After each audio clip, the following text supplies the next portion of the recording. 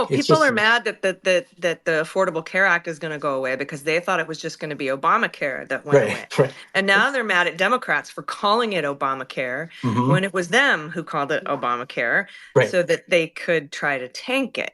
right, I think everything is going to come down to a couple of sad realities.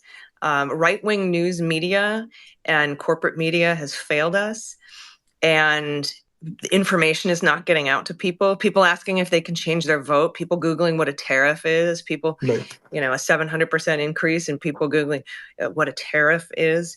I mean, how many times can we say it? We're speaking to people who know what a tariff is. Right.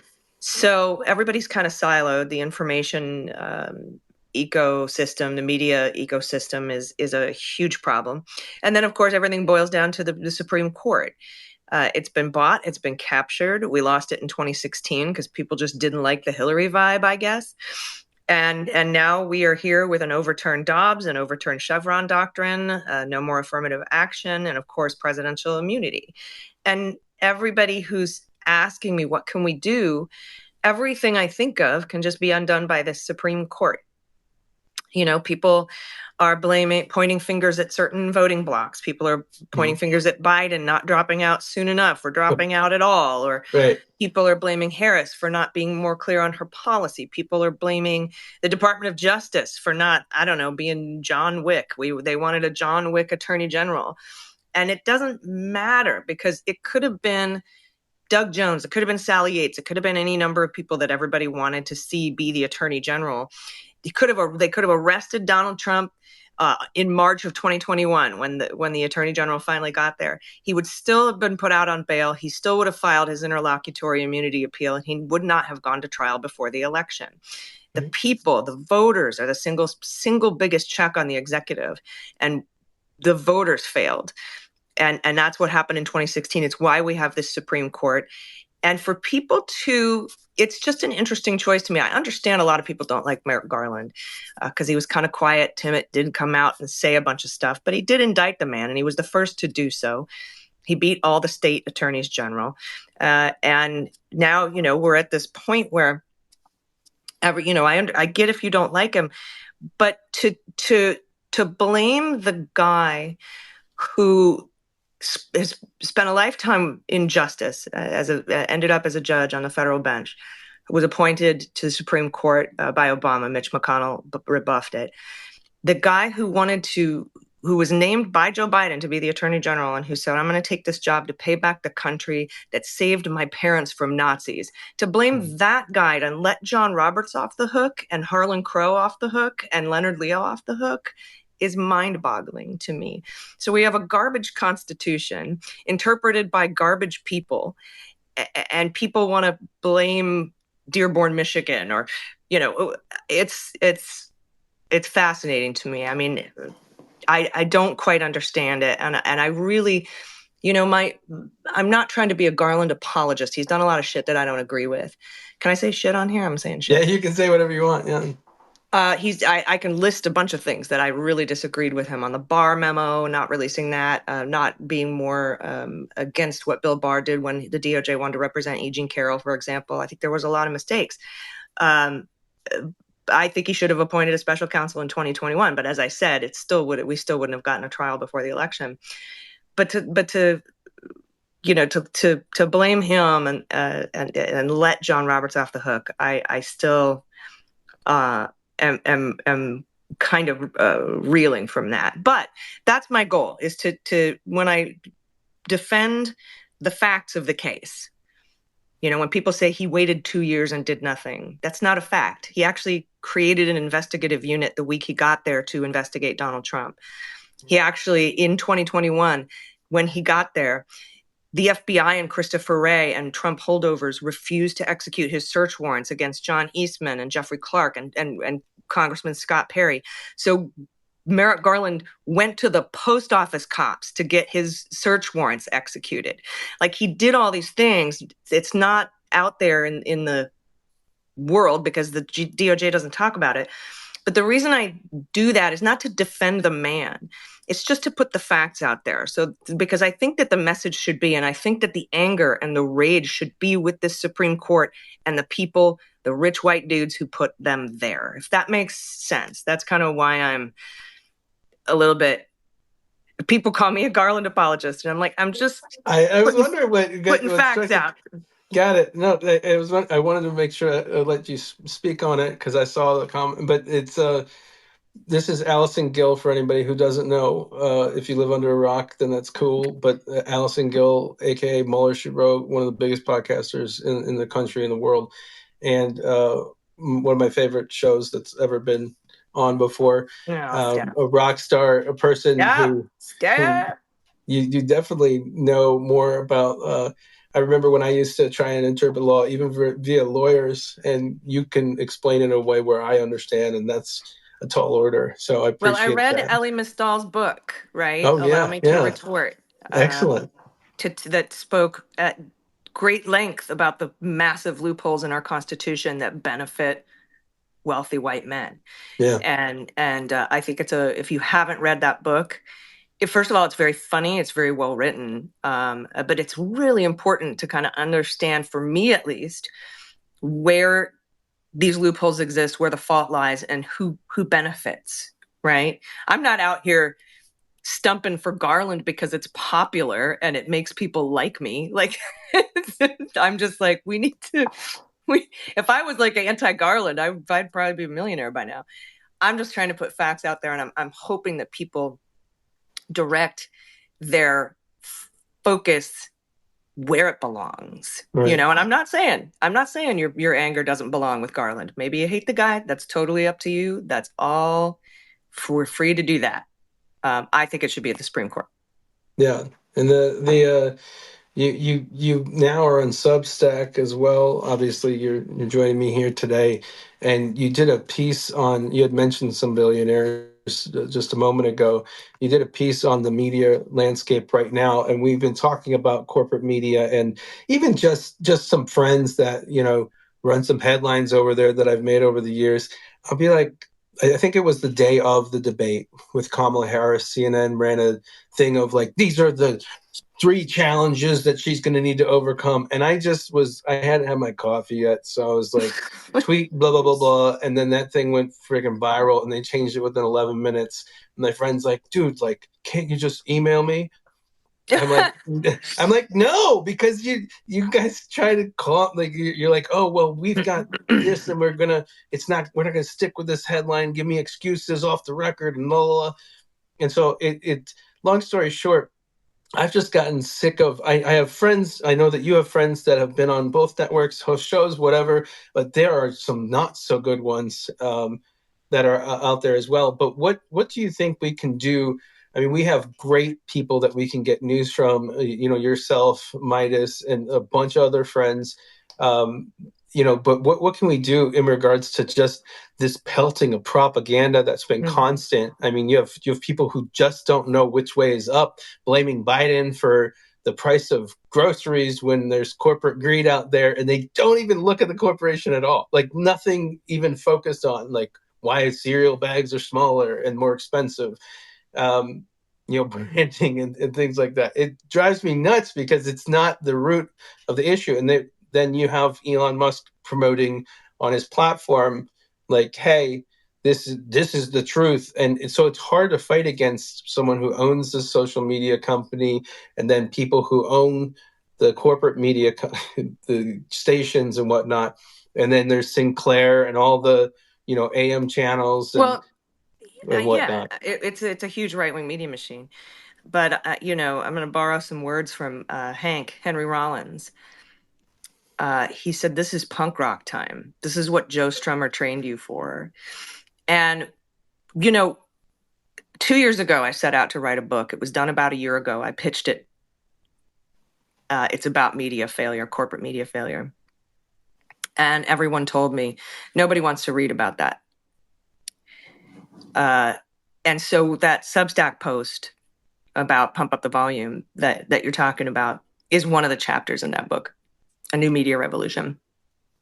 And So I've been thinking about this for a while. I talk about it on my podcast all the time. So I'm not like Wolf or Woodward, who saves up a bunch of shit and then puts it out after the election. God. I've been talking about this for a while. Right. And I tried to get it out to a wider audience. Nobody wanted to hear it. And I think a lot of the problem is it's going to be hard to kind of go after corporate media and then also be on corporate media to promote your book about how you should go after corporate media. Right. Nobody will want to interview you. Nobody will want, yeah. So that's where that came from. And just this past week, somebody said, somebody wrote into the Daily Beans. We do good news at the end, and people write in and share their good news. So we have a little bit, we call it microdosing hope, which is a Brene Brown phrase, but they were like, what can I do? I'm gay. I have a husband. I've got some dogs. I'm doing this. I work here. I work in these fields. I want to do something. And I thought back to this chapter that I wrote. And just like in Pump Up the Volume, I just kind of want everybody to grab a mic and tell their story because, and steal the air, right? Talk hard, as they say in the movie, because the most powerful revolutionary tool is when someone helps you not feel like you're alone. Mhm. When someone is like, I'm not crazy. Yeah, I'm a blue dot in a red sea, but I'm not crazy. You can't gaslight someone who knows they're not alone. Right. And that's why autocrats and corporate media want to isolate you so that you feel alone and you feel despair. And we can't afford despair. It's punk rock time, steal the air, talk hard, all that shit. It's like super motivating to me. So I am encouraging everybody to grab a microphone, pick up a pen, pick up a paintbrush, pick up your guitar, and make art, speak out, tell your story so that you can find community. And if we start and treat the new media landscape like we treat grassroots campaigns from the bottom up, like Joe Biden's economy, bottom up, middle out, instead of top down. And we have this kind of trickle up sort of revolution. I think that's the best way to approach it. And so now, from now on, since the corporations didn't want to buy my book, I'm going to be releasing chapters on my Substack for free. Right. And obviously you can kick money into the Substack, but everything on my Substack is free. Right. And it's going to remain that way. Same here. Yeah. And so that's why I put out that piece, and because I was inspired by that gentleman who wrote into the Daily Beans, and community is everything right now. Yeah, and you've done an awesome job with your stack, and it's quality work, and it's also I don't think that people can really get the same take from anywhere else, and that's not blowing smoke. I obviously believe that, but yeah, I think that I highly recommend if you see her right there that you um, go to Mueller She Wrote. It's called The Breakdown on Substack, and subscribe to her, become a paid subscriber. Like my stuff, it's free. With my stuff, obviously, there is a gate that closes on comments for good reason. People like to troll in the archives and things like that. But it you've been a leader for years now, and so helpful. Let's say that to someone, you talk about someone who may be feeling some things right now.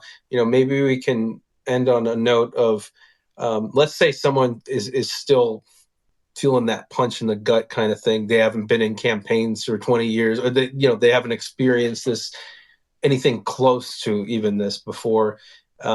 Because it's overwhelming to see that this many people would look past this much of a criminal who already should be behind bars in a lot of people's minds. So, like, what would you say to that person who just can't right now? I mean, I've told them, take your time, do your stuff, but like, we do need everybody to kind of get together now rather than later, so that we can get moving. But what words of wisdom would you give to somebody that just right now they're stuck? Well, first of all, to answer the questions and the podcast is called The Daily Beans. We've got a really great community over there. And I bring you the headlines that you need without the bullshit that you get on cable news. So that's one way to get your news. Same by following you, following our Substacks, and following our social media. Blue Sky is a breath of fresh air. And I found out Jack Dorsey is no longer a part of it. So I feel much better Wow. about that. It's actually run by a daughter of immigrants, and it's fantastic. Right. My advice would be it is a gut punch. I can't put a pretty coat of paint on the shit that's going to happen in the next 4 years. It's going to be awful, but we need to pay attention to it. We can't ignore it. That's my goal right now, is to put my head down and make sure people know what's going on and do the work. But you're not alone. It is a gut punch. But also, please don't listen to people who tell you this was a landslide or a mandate. A couple million votes separate. And I think one of the things we can focus on in the next couple of years is to, at first I thought the reason that fewer people showed up to this election was because I thought there's no way that's possible, because it should be easier to vote now, because it was harder because COVID was in 2020. But it was actually easier to vote during COVID because 33 states initiated full-on state mail-in ballots. We need to start working with our governors where we've got the power to do it and put statewide mail-in voting into effect, because the issue right now, and I don't know how to change this, is that hate and fear and anger motivate people to get up out of their houses and go vote more than love and democracy and community. And so the solution to that, the antidote to that, is to make voting easier. And so we got to support people like Democracy Docket and Mark Elias. We got to support people who are working to push governors to initiate statewide mail-in voting. We have to make it easier to vote, because I don't know how to conquer the power of hate and fear other than to help everybody feel like they're not alone and make it easier to vote. Well, we appreciate you so much. I know you'll be back again, hopefully, and we'll do more. Sure, More maybe of I'll get a this. holder for my phone so I'm not all shaky. Like I'm sitting It's there more in my natural that studio. way. I'm sitting there in It's my it's studio with my computer, and you're like, "No, Gill, you're gonna have to get an app on your phone for this."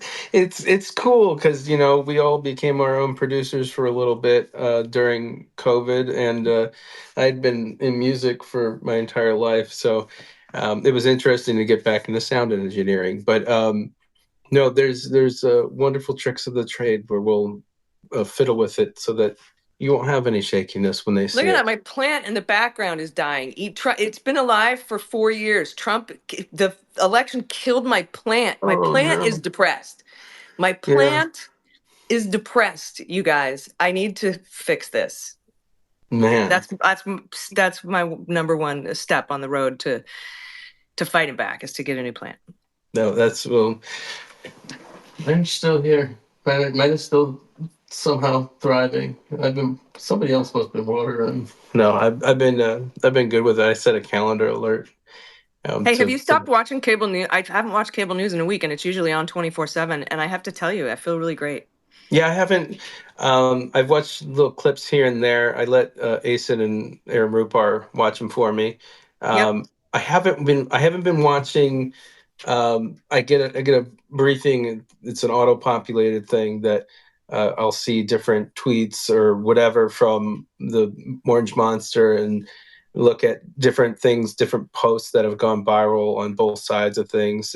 But I don't do what I used to, which is look at everything and the analytics behind everything and seeing if there's bot networks. Like, it's just not the same Yeah, anymore. man. Yeah, The man. information diet. You got to And be careful.